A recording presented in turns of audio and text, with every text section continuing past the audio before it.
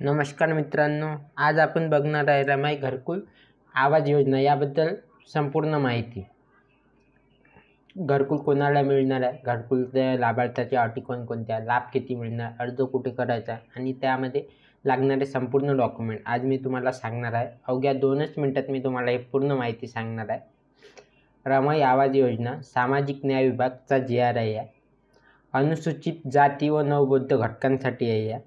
SC आणि जे नवबौद्ध आहे, अनुसूचित जाती आणि नवबौद्ध यांच्यासाठी घरकुल योजना आहे। 269 चौरस फूट घरकुल योजना आहे। योजनेचे निष्कर्ष आहे, महाराष्ट्र राज्यातील वास्तव्य किमान 15 वर्षाचा असावा। जो पण व्यक्ती असेल तो महाराष्ट्राचा रहिवासी असावा 15 वर्षापासून। बेघर किंवा पक्के घर नसावे, त्याचे पक्के घर किंवा बेघर असावा किंवा पक्के घर नसावे। लाभार्थी सामाजिक आर्थिक व जात सर्वेक्षण 2011 SCCC 2011 प्राधान्यक्रम यादीच्या GPL बाहेरील असावा।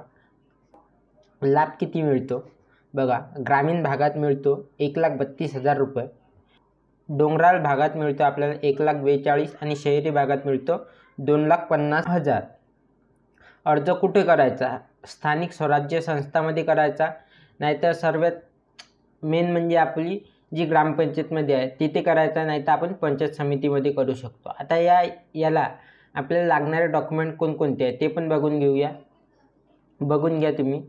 सर्वात पहिली गोष्ट आहे ओळखपत्र, म्हणजे आधार कार्ड किंवा पॅन कार्ड, रहिवासी दाखला लागणार आहे, जातीचा दाखला, 2 फोटो, मोबाईल क्रमांक, डिजिटल सातबाराची झेरॉक्स, रॅशन कार्ड, ग्रामपंचायतचं शिफारस पत्र असते, उत्पन्नाचा दाखला असते, बँक पासबुकची झेरॉक्स असते। एवढं आपल्याला डॉक्युमेंट इथे लागणार आहे मित्रांनो। आणि तुम्हाला आणखी कशाची माहिती हवी आम्हाला कमेंट करून नक्की कळवा, आम्ही तुम्हाला ती माहिती देऊ। धन्यवाद मित्रांनो।